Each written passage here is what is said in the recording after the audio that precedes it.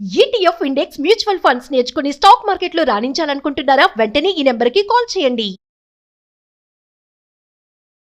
నమస్తే రమగారు. నమస్తే జయ. రమగారు, మనం కొంచెం పురాణాల్లో నుంచి చాలా కథలు చెప్పుకున్నాం. ఏదైనా ఒక మంచి పురాణంలో నుంచి. కానీ రెగ్యులర్గా చందమామ కథలు, విక్రమ బేతాళ వీటి మీద ఏ కథకు ఆ కథే నోవెల్స్ ఇవి. పురాణం అనగానే అదొక లాంటి భావన అనమాట. ఇది వరకు జరిగిందన్న నమ్మకం కదా జయ. అవును, అవును. ప్రధానమైనది కథ కాదు, నమ్మకంతో ముందుకెళ్తుంది కదా. బాగుంటాయి మరి పురాణ గాథలు బోల్డ్ అని. సీమంతిని కథ చెప్తా. ఓకే. దీనికి పూర్వాపరాలు బోల్డ్ కథలు ఉన్నాయి. ఒట్టి సీమంతిని కథే చెప్పుకుందాం మనం. దేంట్లో నుంచి అండి? అట్లా ఏదన్నా ఉందా? శివపురాణము అలాంటి సోమవార వ్రత మహత్యం కథ ఇది. సోమవార వ్రతం. Okay okay. శివపురాణం అయ్యి ఉంటుంది. పూర్వం అంట చిత్రకేతు అని ఒక రాజుగారు ఉండేవారు. ఈయనకి వరుసగా 8 మంది కుమారులు ఉన్నారు. ప్రతిసారి ఈసారి కుమార్తె పుడుతుంది అనుకునేవాళ్ళు. ఇది అమ్మాయి పుడితే సరదాగా ఉంటుందని. అదే ఆడపిల్లని పెంచే ముచ్చట వేరు కదమ్మా ఎప్పుడు కూడా. అమ్మాయి అంటే ఎన్నో సరదాలు, ఎంతో సంతోషం. మగపిల్లలకి ఏముంది? అంతే అంతే. మగపిల్లాడి పెంపకం ఆడపిల్లలే ఉన్న వాళ్ళకి ఒక మగపిల్లాడు ఉంటే వాడి పెంపకం వేరే అనిపిస్తుంది. అందరు మగపిల్లలు ఉన్నారనుకో ఇలాంటి ఐడియా వస్తుంది. ఇటుంటే అటు అనిపిస్తుంది, అటుంటే ఇటు అనిపిస్తుంది. అయితే 8 మంది పిల్లల తర్వాత వాళ్ళకి లేక ఒక అందాల రాసేన ఒక కుమార్తె కలిగింది. అమ్మాయి పేరు సీమంతిని అని పెట్టారు. వీళ్ళందరికీ తలమానికంగా ఉంటుంది పాపని. అయితే పాప ఈ జాతకం చూపించినప్పుడు ఈ పిల్లకి వైధవ్య యోగం ఉందని కనపడింది అందులో. రాజుగారు బెంగటిల్లిపోయారు రాజు రాణి. లేక ఒక పిల్ల పుడితే అది విధవరాలు అయిపోతే వైధవ్యం వస్తేట అని బాధపడ్డారు. దాచారు ఆ మాట.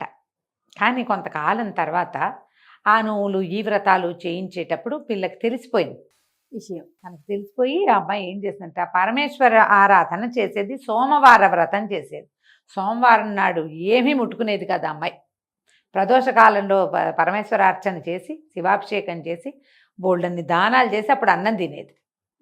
ఎంతకాలమో చేసింది. అయితే ఈ అమ్మాయికి వైధవ్య యోగం ఉందన్నమాట చెప్పకుండానే ఉంచారు. బయటికి తెలియదు, పిల్లకి తెలుసు, ప్రపంచానికి తెలియకుండా ఉంచారు. అయితే కొంతకాలానికి పెళ్లి సంబంధాలు చూడడం మొదలుపెట్టారు. ఏమనుకున్నారు? పిల్ల ఇన్ని వ్రతాలు చేస్తుంది, భగవంతుడు ఏదో తప్పిస్తాడు అని చెప్పి వీళ్ళు ఏమనుకున్నారు? ఎక్కడో పెళ్లి చేసి పిల్లని వాళ్ళ రాజ్యానికి పంపేయకుండా పెళ్లి చేసి పెళ్లి కుమారుడిని మన రాజ్యంలోనే ఉంచుకుంటే 1000 కళ్ళా కాపాడి అబ్బాయికి ఏమీ సమస్యలు లేకుండా చేద్దామని భావించారు. మానవ ప్రయత్నం మీద ఒక నమ్మకం ఉంటుంది అంతే. వీళ్ళకి వచ్చిన పెళ్లి సంబంధం ఎవరు? నలదమయంతుల మనవడు, అతని కుమారుడు. దమయంతుల అంటే మునిమనవడు అనమాట. నలుడు దమయంతి వాళ్ళ మునిమనవడు నిషధరాజు, నైషధ రాజ్యానికి చెందినవాడు. వాళ్ళ అబ్బాయి అయినటువంటి చంద్రభానుడు అనే పిల్లవాడిని సెలక్షన్ అయ్యింది. అయ్యాక వివాహం చేస్తామని అడిగారు. వాళ్ళు కూడా అబ్బాయిని పంపారు. వివాహం అయ్యాక వీళ్ళు చాలా కాలం మా పిల్లని మా దగ్గరే ఉంచుకోవాలనుకుంటాం, మేము అరిచేతిలో పెట్టి పెంచాం, మా రాజ్యలక్ష్మి మా మహాలక్ష్మి అన్నారు. వాళ్ళు కూడా ఏముందిలే, ఇంకా అతను యువరాజుగా ఉన్నాడు, రాజు కాల తండ్రి ఉన్నాడు. అందుకని ఏం చేశారు? చంద్రాంగదుడిని ఇక్కడికి పంపించారు. రాజుగారి అబ్బాయిని పంపిస్తే వీళ్ళు 1000 కళ్ళా కాపాడుతూ పిల్లని చక్కగా చూసుకునేవారు. కొన్నాళ్ళ తర్వాత ఏమైంది? ఒకనాడు వీళ్ళకి పక్కనే అదేదో నది ఉంది. ఈ నదిలో దీనికి వెళ్దామనుకున్నారు, నౌకాయానానికి అన్నీ చక్కగా ఏర్పాటు చేసుకున్నారు. నౌకాయానం చంద్రాంగదుడు పడవెక్కాడు, వెళ్తున్నాడు. ఊరికి సరదాగా తిరిగి రావడానికి వెళ్తాంగా మనం అలాగే. అయితే ఈ వెళ్తూ ఉంటే ఏమైంది? మధ్యలో పెద్ద తుఫాన్ వచ్చి నౌకా భంగం అయిపోయి ఈ పిల్లవాడు నీళ్లలో పడిపోయాడు. ఈ చంద్రాంగదుడు రాజకుమారుడు ఎంత వెతికినా దొరకల. రాజు రాణి లబోదిబోమని ఏడ్చారు, అయ్యో ఇలా అయిపోయిందని. అమ్మాయి ఏమో ఇంకా వైధవ్యం వచ్చేసింది, ఇంకేముంది? ఆ అమ్మాయి సౌభాగ్య చిహ్నాలన్నీ తీసేసి కేవలం శివారాధన చేసుకుని, భగవంతుడు ఇచ్చింది ఏం చేయలేం అని శివారాధన చేసుకుంటూ ఉండేది. ఈ చంద్రాంగదుడు నీళ్లలో పడ్డవాడు గంగానదిలో ఒక ప్రత్యేక ప్రాంతంలో మునిగిపోయి కింద ఉన్న నాగలోకం చేరాడు. కొంతమంది నాగకన్యకలు ఈ సౌందర్యవంతుడైన కుర్రాన్ని చూసి తీసుకుపోయారు నాగలోకానికి. ఆ నాగలోకంలో వాళ్ళు చాలా సంతోషంగా ఉంచారు. అక్కడికి వెళ్ళేసరికి బోళ్ళని వింతలు విడ్డూరాలు ఎన్నో. చాలా రోజులు అతను ఇక్కడ ఉన్నాడు, నాగలోకంలో ఉన్నాడు. ఆ నాగరాజు ఈ చిత్రకేతు ఉన్నాడు కదా, ఈ అమ్మాయి తండ్రి, ఆయన యొక్క స్నేహితుడు. స్నేహితుడి అల్లుడు వచ్చాడని ఎంతో సంతోషంగా చూసుకున్నారు. ఈ అబ్బాయికి తను ఇక్కడికి వచ్చి వెళ్ళిపోతే ఈ నెలల్లో ఉంటే తన భార్యకి వైధవ్యం వస్తుంది లాంటి భావాలు కలగల పిల్లాడికి తెలియలా. వీళ్ళేమో అబ్బాయి చనిపోయాడు అయిపోయిందని ఈ పిల్లని ఈ పని చేశారు. ఆ పిల్ల వాళ్ళేం చేయాలి, అమ్మాయే చేసేసుకుంది. ఎంతకాలమో ఉన్నాడు. ఈ ఆనందాలు సంతోషాలు అన్నీ అయ్యాక ఒకనాడు నేను వచ్చి చాలా కాలమైంది, మరి నన్ను పంపించేసేయండి అంటే, సరే ఏం చేశారు, ఇంకా కొన్నాళ్ళు ఉండు, ఇన్నాళ్ళు ఇంతకాలానికి వచ్చావు, మేము మా స్నేహితుడు అల్లుడివి అని అడిగారు. ఏదో ఇంకొక 4 రోజులు అయిన తర్వాత తక్షకుడి సహాయంతో 2 నాగకన్యలతోటి ఈ చంద్రాంగదుడు పైకి వచ్చేసాడు. ఊళ్ళోకి అడుగుపెట్టాడు. అడుగుపెట్టేసరికల్ అబ్బో రాజు రాణి సంతోషించారు. ఊరంతా వేడుకలు చేశారు. పెళ్ళికైతే ఎక్కువ వేడుక ఇప్పుడు చేశారు. ఆ అమ్మాయి భర్త వచ్చాడు అనేసరికి సంతోషించింది. మొదట ఎంతకాలం అయిపోయిందంటే వాళ్ళిద్దరూ ఒకళ్ళనొకళ్ళు గుర్తుపట్టలేనంత కాలం బట్టి అయ్యింది. అమ్మాయి భర్త పోయాడు అనుకో, చాన్నాళ్ళు గడిచిపోయింది. నాగలోకాల్లోనూ స్వర్గలోకాల్లోనూ సమయం ఎంతైందో తెలీదు. మన రోజు కంటే వాళ్ళ రోజులు పెద్దవి. సరే మెల్లిగా ఒకళ్ళనొకళ్ళు గుర్తుపట్టారు. అయ్యో నా భార్య ఇలా ఈ పని చేసిందని అతను బాధపడ్డాడు. సరే మళ్ళీ భార్య భర్త కలిసి సంతోషంగా ఉన్నారు. ఉన్నాక ఏమైంది, నిషధ రాజ్యానికి మా రాజ్యానికి మేము వెళ్ళిపోతామని అన్నాడు. అమ్మాయి గండం తప్పిపోయింది అల్లుడిది. ఆ పిల్లకి విధవా యోగం ఉంది, వైధవ్య యోగం ఉంది. అప్పుడు ఈ కార్తాంతికులు వాళ్ళు వీళ్ళు లెక్కగట్టి అమ్మాయి సోమవార వ్రతం చేస్తోంది కాబట్టి తాత్కాలికంగా ఈ వైధవ్య యోగం పట్టించింది విధి. అతను జీవించున్నా ఈ అమ్మాయి సువాసినిగా లేదు, భర్త లేడు, సువాసిని చిహ్నాలు తీసేసింది, విరాగిగా జీవితం గడిపింది. దోషం పోయింది, ఇంకా అల్లుడికి ఏమీ ఢోకా లేదన్నారు. అనగానే కుర్రాడు ఏమన్నాడు, మేము మా రాజ్యానికి వెళ్ళిపోతాం, నిషధ రాజ్యానికి వెళ్ళిపోతామంటే సరే అని తీసుకుపోనిచ్చారు.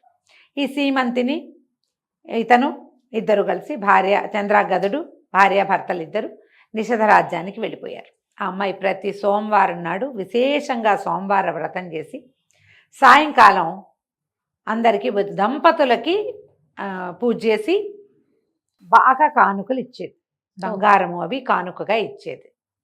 ఇప్పుడు నదిలో పడిపోయిన పిల్లవాడు మరణించాలి, కానీ ఈ అమ్మాయి చేసే సోమవార వ్రత మహత్యం వల్లే అతను జీవించి నాగలోకానికి వెళ్ళి వరాలు కూడా పొంది వెనక్కి వచ్చాడని ఆ నిషధ రాజ్యంలో వాళ్ళందరూ కూడా ఈ అమ్మాయి చేసేటువంటి ఈ పూజల్ని ఈ దానాల్ని సమర్థించారు. పైగా ఈ రాజకుమార్తె చిత్రకేతు మహారాజు కూతురు కదా, ఈ అమ్మాయి బోల్డ్ ఆస్తి తెచ్చుకుంది, దానాలు చేసేవాళ్ళు. సాయంకాలం అవ్వగానే భర్తతో కలిసి పూజ చేసి దంపతులను అర్చించి దానం ఇచ్చేది. ఆ కాలంలో ఏమైందట, విదర్భ రాజ్యానికి చెందిన ఒక బ్రాహ్మణులకి 2 కుటుంబాలకి 2 అబ్బాయిలు ఉండేవాళ్ళు. వీళ్ళ పేరు సుమేధుడు, సోమేశ్వరుడు. ఈ కుర్రాళ్ళిద్దరూ గురుకులాలకు వెళ్ళి చదువుకున్నారు విదర్భలో. అయితే ఎంత బాగానో చదువుకున్నారు, చదువు అయిపోయాక ఇంటికి వచ్చేసారు. గురువుగారు పంపించేశారు, చదువు అయిపోయింది వెళ్ళిపోండి. ఈ వచ్చిన వాళ్ళిద్దరూ తండ్రులను అడిగారు, మా చదువులు అయిపోయినాయి, పెద్దవాళ్ళం అయ్యాం, మాకు వివాహాలు చేసుకోవాలనుంది, వివాహం చేసుకుంటాం చెయ్యండి అని తండ్రులను అడిగారు. అడిగితే తండ్రులేమో పేదవాళ్ళు, మీ వివాహాలు మేము చేయలేము నాయనా, మా దగ్గర డబ్బులు లేవు, రాజుగారిని అడగండి, రాజు ఏమైనా కనుక మీకు డబ్బిస్తే అవి పెట్టి మీకు వివాహాలు చేస్తామన్నారు. ఈ కుసుమేధుడు ఈ సోమేశ్వరుడు ఇద్దరు కలిసి విదర్భ రాజును చూడబోయారు. రాజుగారి దగ్గరికి వెళ్ళేసరికి రాజును అడిగారు, మేమిద్దరం వివాహాలు చేసుకోవాలనుకుంటున్నాం, మీరు ఏదైనా దానం చేస్తే వివాహం చేసుకుంటాము అని. రాజు నవ్వుతూ ఏమన్నాడు, మేమేం దానం చేస్తాము, నిషధ రాజ్యానికి వెళ్ళి సీమంతిని దానం చేస్తుంది, అక్కడికి వెళ్ళి తెచ్చుకోండి, బాగా భూరి దక్షిణలు ఇస్తుంది, పెళ్లి చేసుకోవచ్చు అన్నాడు. అనేసరికల్లా కుర్రాళ్ళు అన్నారు, కాదండి మేము విన్నాము, ఆవిడ దంపతులకే కదా దానం చేస్తుంటే, ఏముందో ఈ సోమేశ్వరుడు ఇంత నాజుగ్గా చక్కగా తెల్లగా అందంగా ఉన్నాడు, వీడికి ఆడవేషం వేయి, నువ్వు ఎలాగో అబ్బాయివే కదా, వీడు ఆడవేషం వేసుకుని భార్యాభర్తలుగా వెళ్ళి అక్కడికి వెళ్ళండి, చక్కగా దానం చేసుకుని తెచ్చుకుని చేరుకో పెళ్లి చేసుకోవచ్చు. రాజు నవ్వుతాలికి అన్నాడమ్మా, లేకపోతే మగవాడికి ఆడవేషం వేసి దానాలు తీసుకోండి అని చెప్పచ్చునా, తప్పు కదూ. ఆయన వేళాకోళంగా కుర్రాళ్ళు వివాహం కోసమని దానం అడగటానికి వచ్చారని వేళాకోళం చేశారు.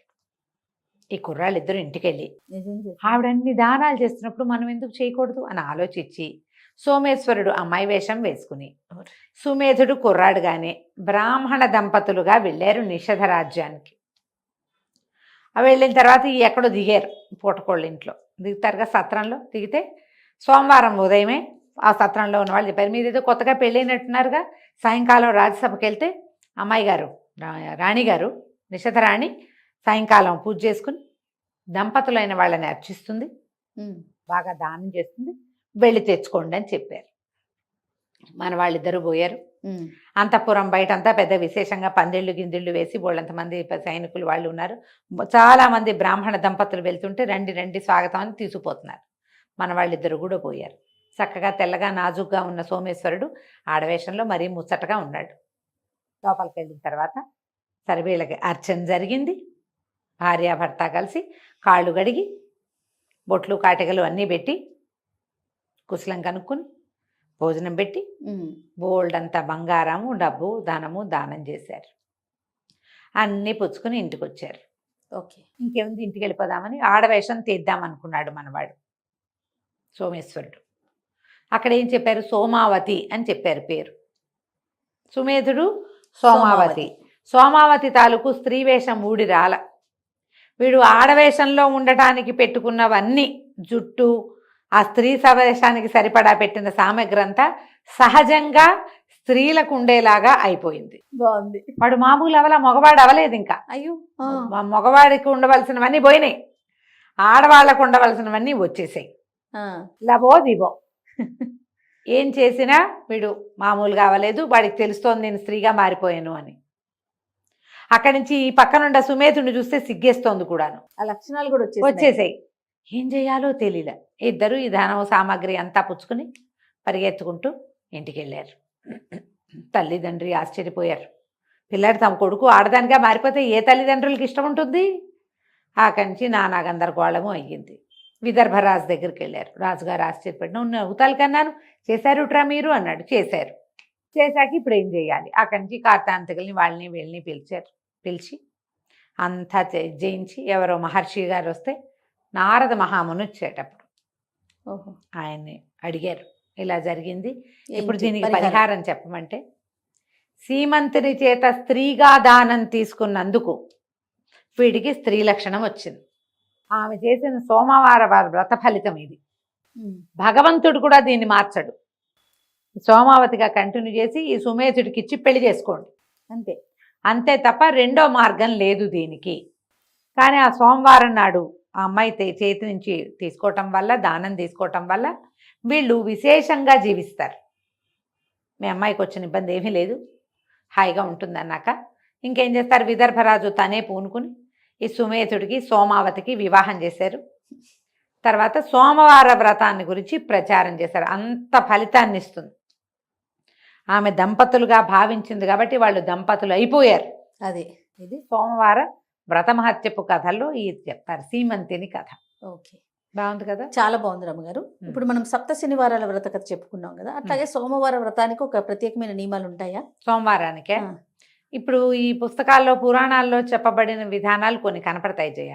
మనం సోమవారం వ్రతం చేయాలనుకుంటే ఒకవేళ శివవ్రతం అంతేనా, పరమేశ్వరుడి పూజ, పొద్దున ఉదయకాలము అభిషేకం చేసుకోవటం, శివారాధన చేసుకుంటాం, సాయంకాలం ప్రదోష వేళల్లో మళ్ళీ శివారాధన చేసుకుంటాం, పగలు ఉపవసించి రాత్రి భోజనం చేస్తారు సోమవారాలకి. అలాగే సప్త శనివారాలుగానే సప్త సోమవారాలు చేసుకోవచ్చు. జన్మ సోమవారాలు ఉండేవాళ్ళు ఉంటారు. 40 సోమవారాలు చేస్తే విశేషమైన ఫలితం లభిస్తుంది అంటారు. పగలేం తినం, ఏదో పండు ఫలం అంతే, రాత్రికి భోజనం చేస్తాం. దీనికి ఏంటంటే ఈ ఉపవాసము దానికంటే కూడా ప్రధానమైనది అభిషేకం. శివుడికి శివాలయంలో శివ కానీ లేదా ఇంట్లో కానీ విశేషంగా ఈ ప్రదోషకాల అర్చన చాలా గొప్పది, అద్భుతమైంది. సాయంకాలం పూట చేస్తారు కదా, అది మంచిది. ఓకే, చేసుకోవచ్చు. తప్పకుండా. నమస్తే. నమస్తే.